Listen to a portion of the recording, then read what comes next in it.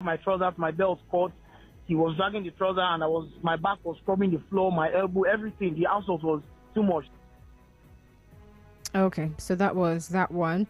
So he also said he was only let go of when one of the officers discovered that he was a journalist. Interesting. Take a listen. So the guy who earlier removed the cuffs from me came into the room, and he saw the state I was, and he asked what happened. I told him. So he went outside. The press tag on my vehicle was there. I guess one of them, hiking officer, saw it, and when he went to probably take a look inside my car, because after they let me go, I checked my car. The letters, we were about to play this Swan Cup, so I'm part of the organizing committee, so the official letters to each media house were still in my car, but they were in the pigeonhole. But when I got into my car, they were on the seat. So it looked like someone had already checked them. All right, so that's one person. Now, another victim of police brutality in Rivers State, his name is Nelson Duru, narrated how he was assaulted by some police escorts alongside two children on the Obirikwere axis of the East-West Road last week, Sunday. So Kwame was Friday, and then on Sunday, it was Mr. Duru's turn.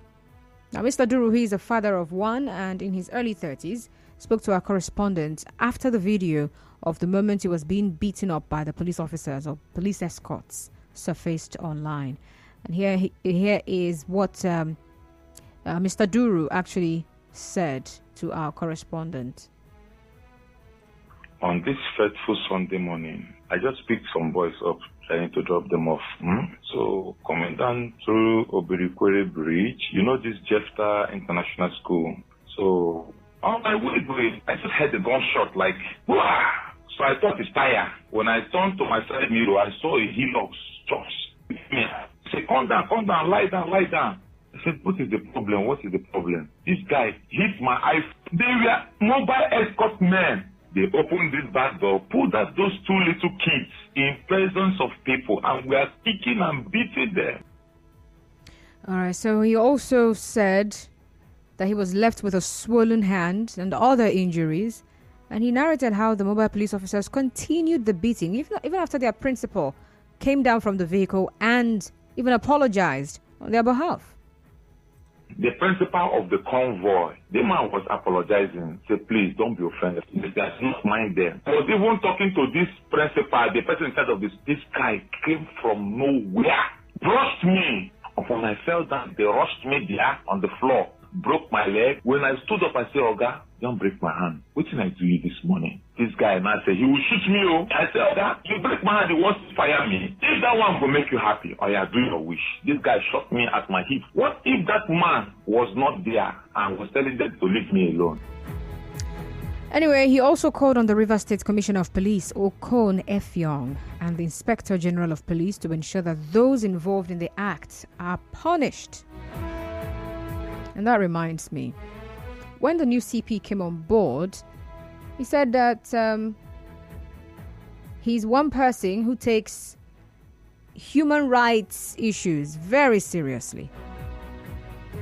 So this is me also lending my voice to his and the other man to call on the CP to show working, right? So here's the question I'm asking now. Is this a resurgence of police brutality? Or is it an ongoing issue? Something that never stopped even after the ENDSARS protest? Probably it was underreported and now people are reporting again. Do you have other accounts of police brutality in Rivers State that we do not have in the news? I would like to hear from you. And then the second thing is there need for maybe another protest? Perhaps to remind the police authorities of the importance, of the need for their men to respect citizens' rights. So these are the two questions I'm asking. Because if after all the noise, after all the dust the ENDSARS protest raised in this country, the panels that were set up, policemen indicted, compensations awarded to victims who came forward, if after all of that, we will have men dressed in police uniform in broad daylight assault people. And they're not thinking, what if? What if? At this time when people are no longer afraid to speak up. So that's why I'm asking, is this a resurgence? Or is this something that has been ongoing that maybe has just not been reported as much as before now? Let's talk. The number to call is 070 0923 0923 070 0923 0923. And then you can send me a message via WhatsApp to 0809 030 6416 0809 030 6416. You can also send an SMS to the same number. All right, in case you cannot send a message via WhatsApp, you can send an SMS to the same number.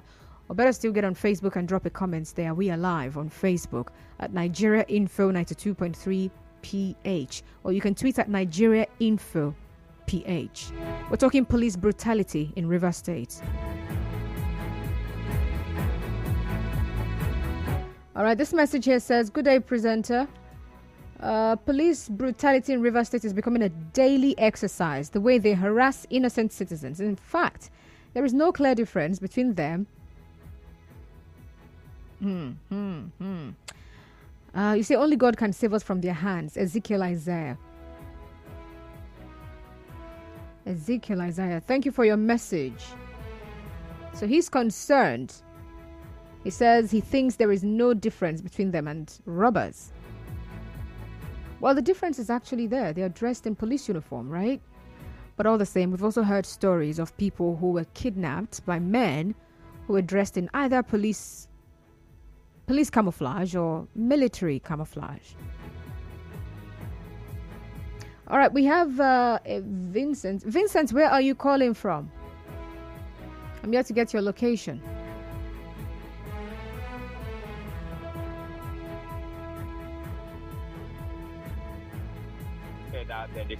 Hello. Hello. Hi, Vincent. Yes, I'm Vincent. Yes. Vincent, where are you calling from? I'm calling from the Rivers State High Court Judiciary, Port Harcourt. Yes. Oh, interesting. So let's hear from you. I'm just stepping out from the court right now. Mm-hmm. And the court I attended just delivered the judgment in the fundamental right action. And it was also bordering on the judicial panel of inquiry on the violation of human rights. And the court granted the release of the applicant and also awarded damages against the respondent, pursuant to that judicial panel of inquiry. In fact, it's a very great coincidence that as I just entered my vehicle to now move, I now hear this program going on your station. Interesting. What I want to say is that the degree of violation of human rights by the law enforcement agencies is very much on the increase. And the court has rightly made me really happy this afternoon by awarding damages and compensation against the respondents in favor of the applicant or the victim.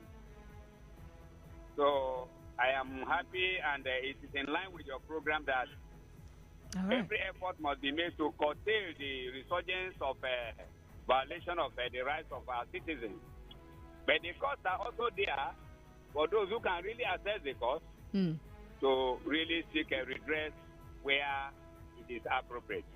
And the court, the High Court, Port Harcourt, this afternoon has rightly delivered a judgment in favor of the applicant this afternoon. All right. Thank you very much, Vincent, for calling. Yes. All right. So even with the courts there, just as I mentioned earlier, all right, with the whole ENDSARS panel, and of course,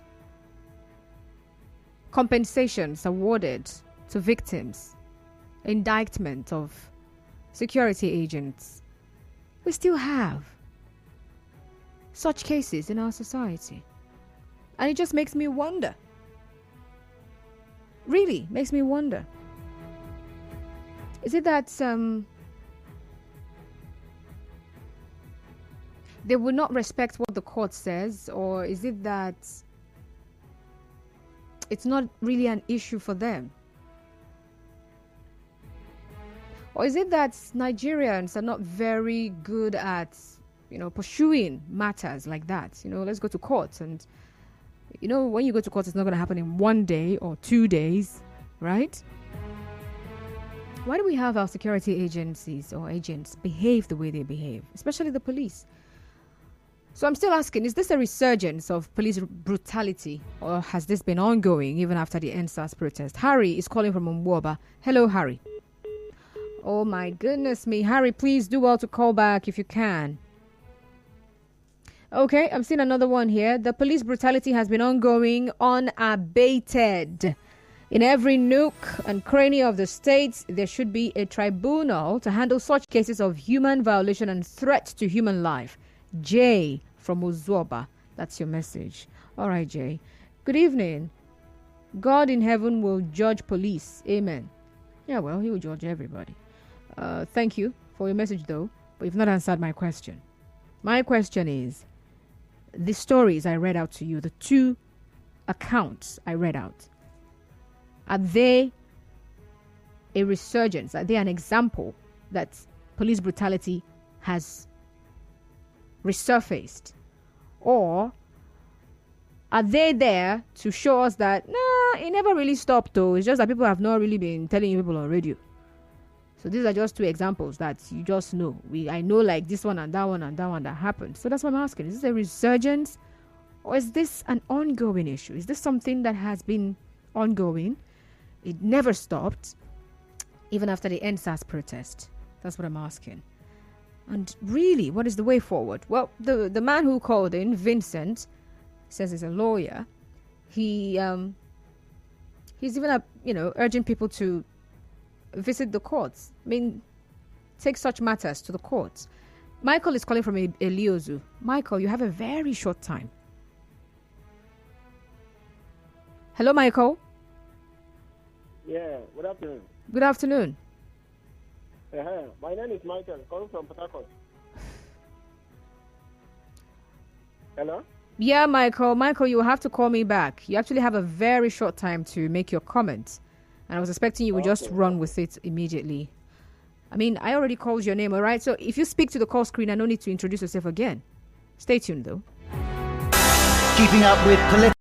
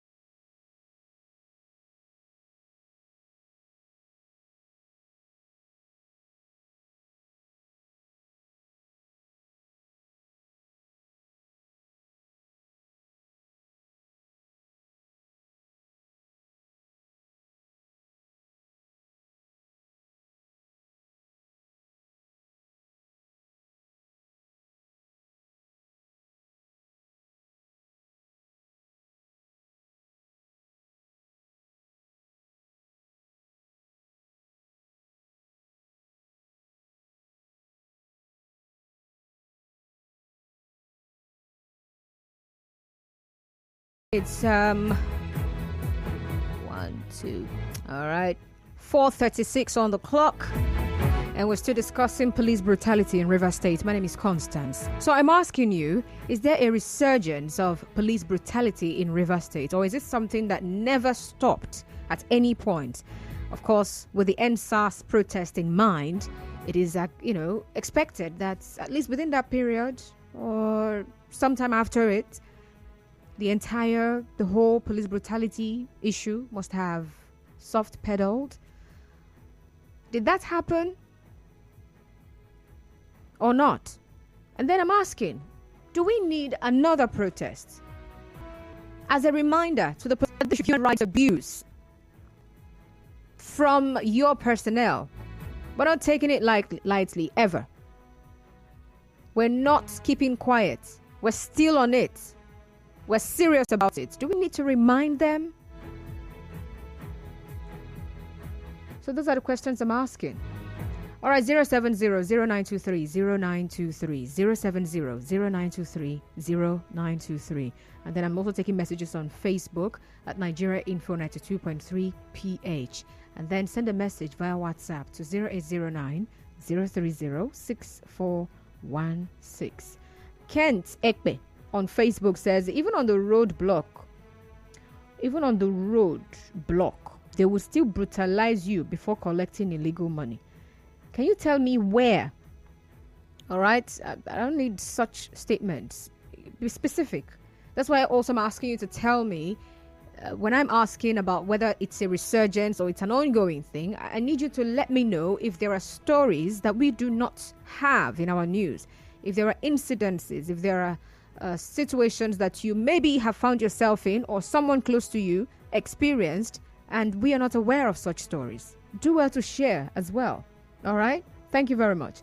God's Time Abadi on Facebook says, police brutality to me in this part of the world is a culture from the top down to the last corporal. See you.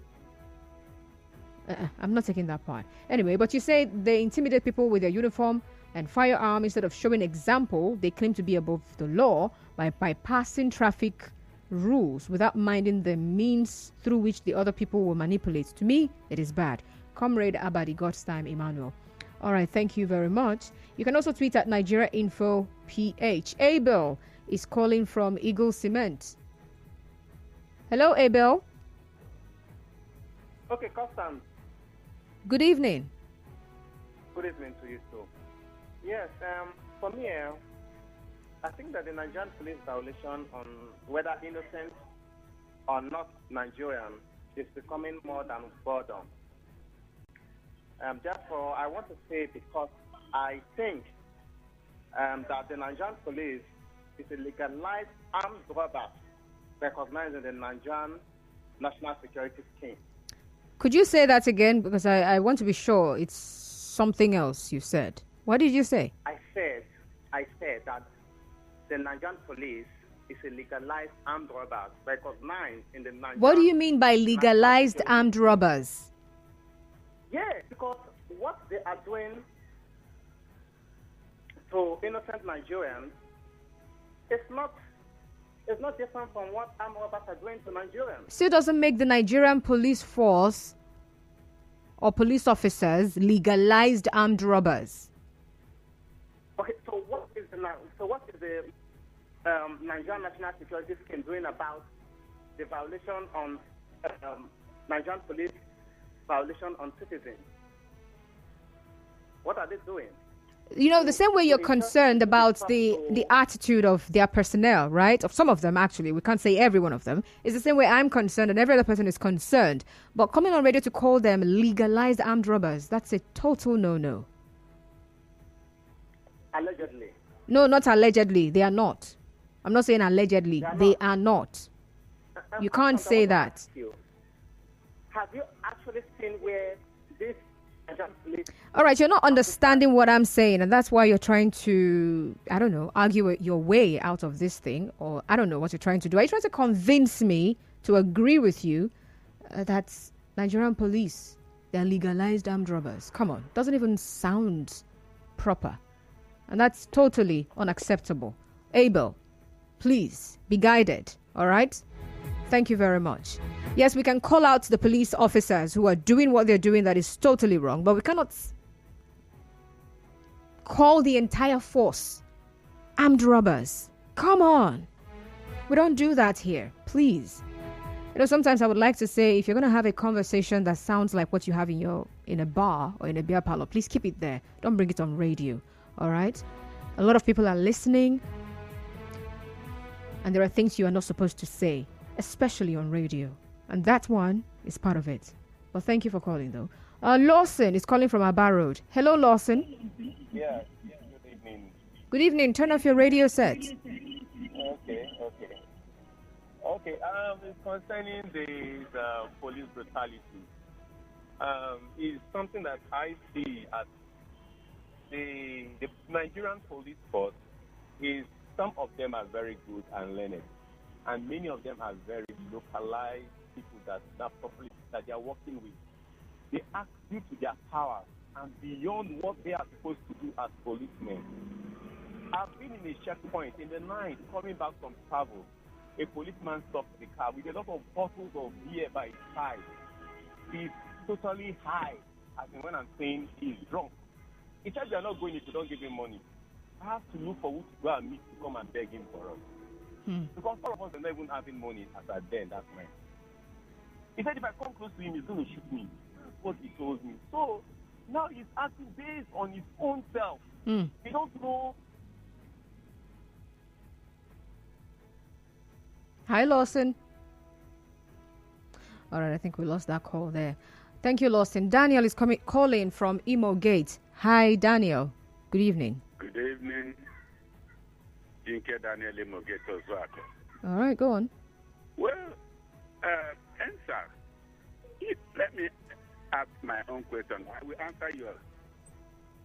The fact I went to a police station close to me, and I saw that SARS department. They are doing that is because theirs is different from the main police station. That is those who interrogate other what they call minor crimes or whatever. I saw them in their own department, so they are still there. I really don't see that or any reason to say that they SARS, that there's no more SARS. Even local people within us here now, we still call them SARS. When you got at that department, they are still SARS. So to answer your question, I think what we have done, maybe they have forgotten, but I am telling you, it's not going to happen.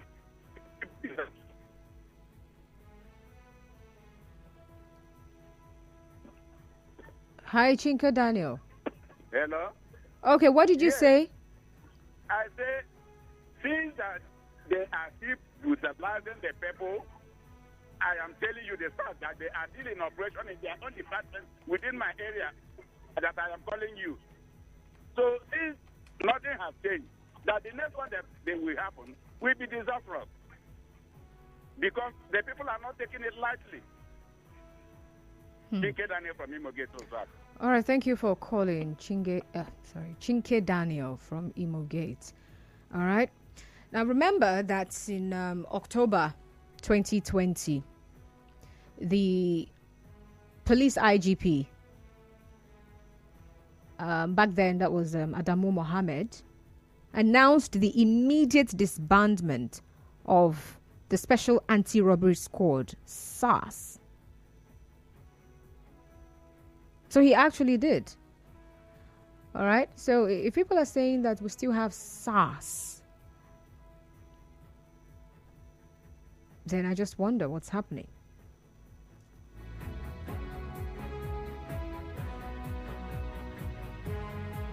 So there was a disbandment of SARS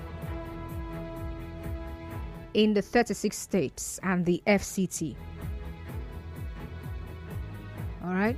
So back then, the IGP said the current development in which cross-sections of Nigerians are calling for the scrapping of the Special Anti-Robbery Squad as a unit in the Nigerian Police Force has remained under constant monitoring and due assessment by the government.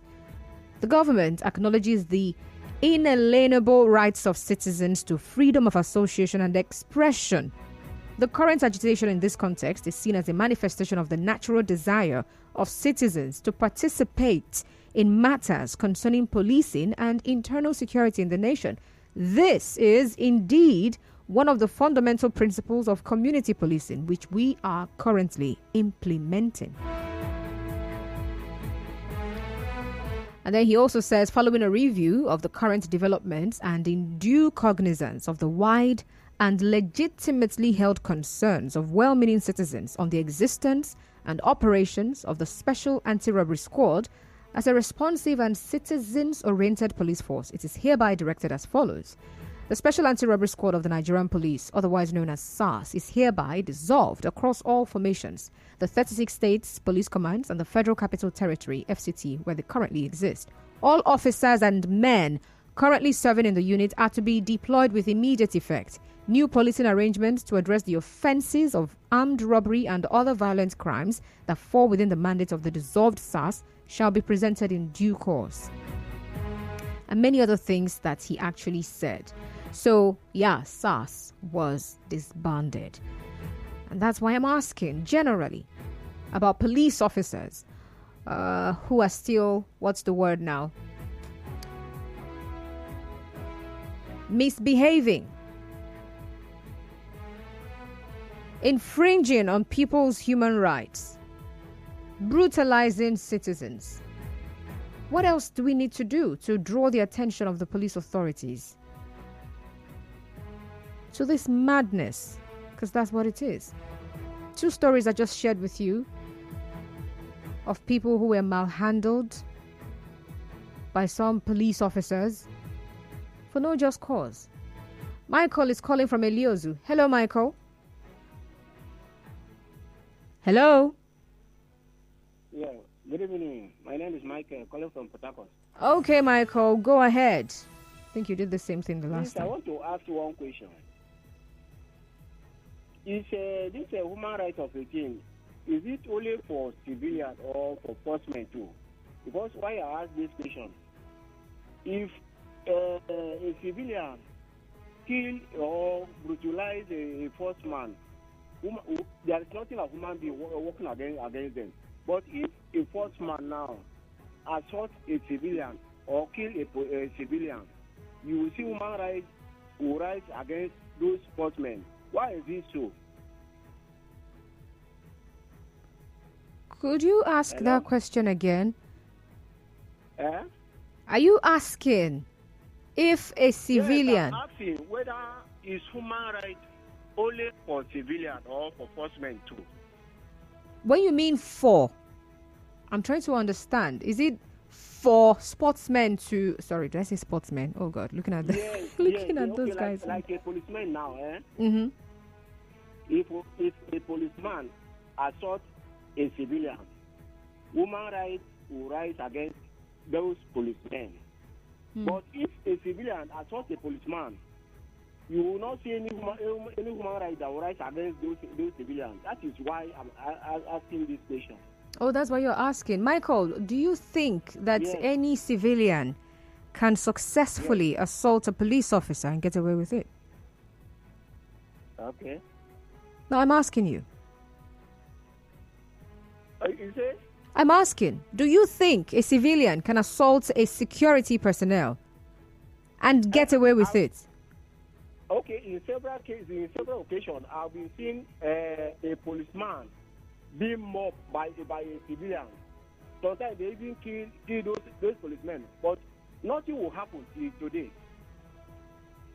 Are you a police officer? No, I'm not a police officer. Okay. All right, thank you very much for calling, Michael. But to answer your question, human rights is for every human being. Okay. All right.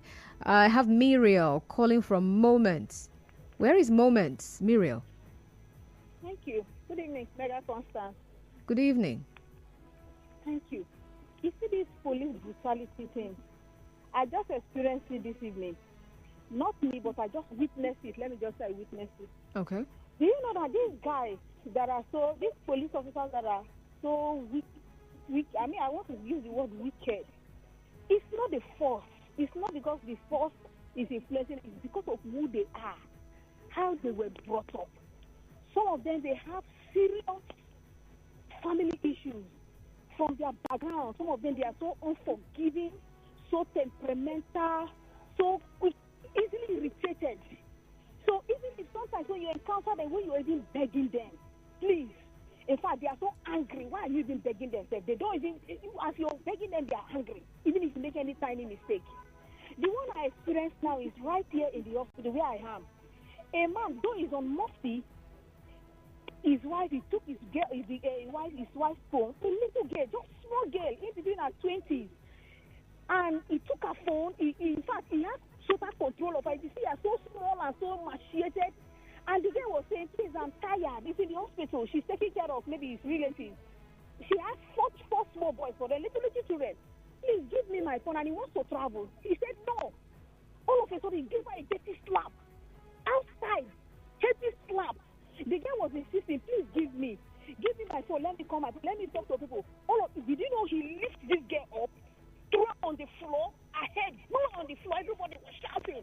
He was boxing her, bounding her outside. Men now rushed him. You see, they rushed him. One particular man slapped him, pushed him away.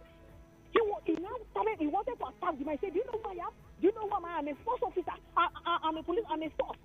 He was telling the man that tried to save the girl's life. Kneel down before other men. He wanted to attack the guy. Other men now rushed him. You see the beating they gave him before he managed to control himself. And his mother was right there supporting him, telling him that he should beat the girl because she doesn't hear word. Look, these men are a product of how they were brought up. It's not a force. And I suggest the force should do continuous orientation.